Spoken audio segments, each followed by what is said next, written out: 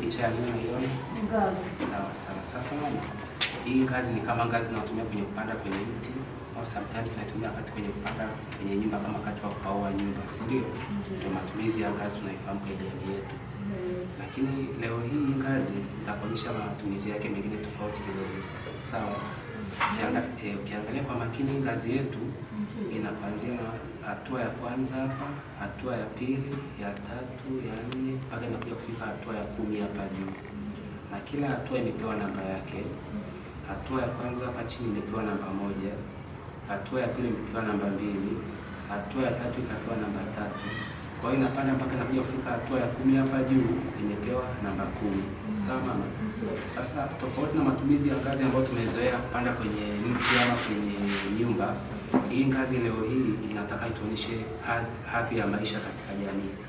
Kuna watu ambao wana maisha duni, kuna watu ambao wana maisha ya wastani, na watu ambao wana maisha ya juu sana katika jamii zetu au katika Tanzania, katika nchi yetu. Sawa?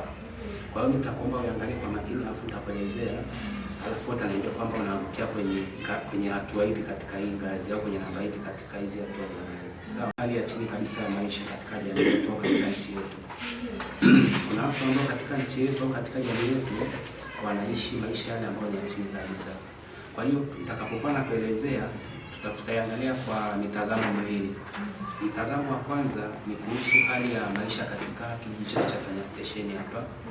Alafu hatua ya pili tutajaribu kuangalia katika upana zaidi katika nchi yetu ya Tanzania.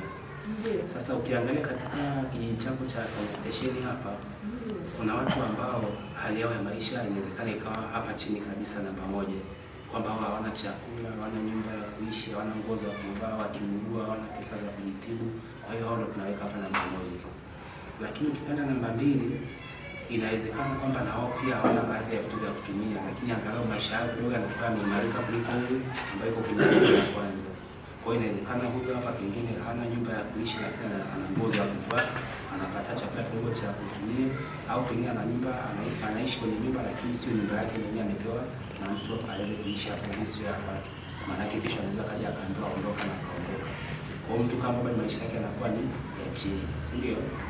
Alafu ukipata tena inafuata hapa namba 3, naye bado maisha yake sio ya chini sana, lakini angalau ni ya chini, lakini angalau ni mazuri kuliko namba 1 na namba 2. Kwa inawezekana akawa na nguo za kutumia za kujisitiri, ana chakula kidogo cha kutumia nyumbani kama sio cha kubadilisha kila siku.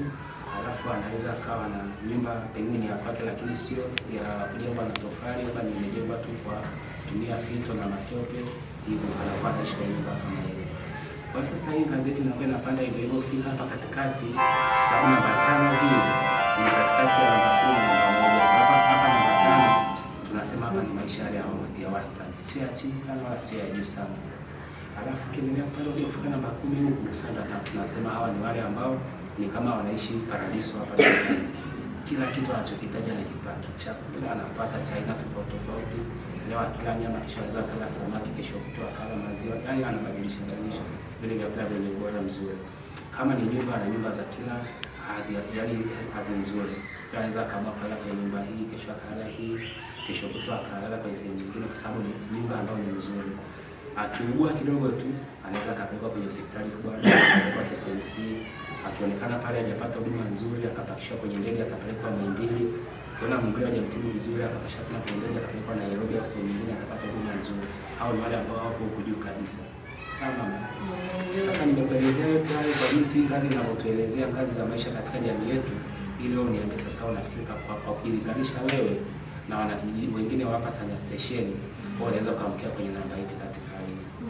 Hiyo hapo namba 4. Huko kwenye namba 4. Kwa chagua namba 4. Ukilinganisha na wanakijiji wenzako sio? Sababu naishi kwangu,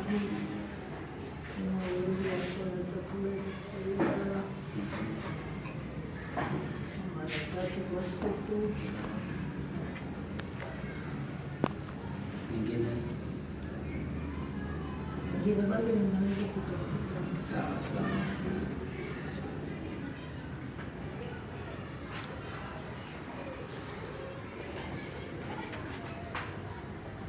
Nashukuru sana mama, umejibu vizuri hiyo. hapo umejaribu kujilinganisha wewe na wanakijiji wengine wa Sanya Station, si ndio? Sasa tukijaribu kupanua mawazo kidogo, tusizungumzie watu wa Sanya Station peke yake, tujilinganishe sisi wa Sanya pia, tuchanganye huko labda ni wa Narumu, changanya changanya wa Chaga, changanya wa Masai, changanya Moshi, Kilimanjaro, kwenye upande wa jinsi wanavyokula, jinsi wanavyovaa, jinsi wanavyopata sehemu ya kulala. Sasa wewe kwa jinsi ambavyo unaweza kujiangalia kwa kulinganisha na Tanzania nzima kama nchi, unaweza kaongea na maiti huko juu ni wachache sana. Huko ni wale ambao inawezekana katika Tanzania kwa watu wengi ambao wana uwezo hapa namba hiyo 5 kushuka chini. Kwa hiyo 5 kushuka chini, kwa 5 4 3 2 1, si ndio?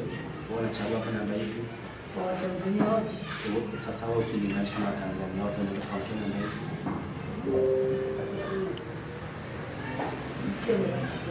Tano. Namba 5 kwa sababu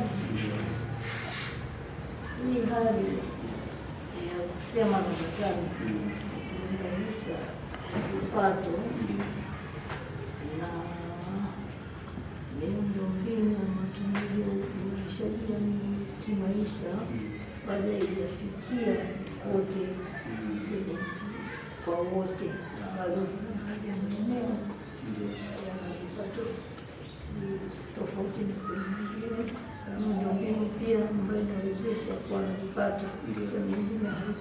Ndio maana nimesema asilimia 5 kwa mjini.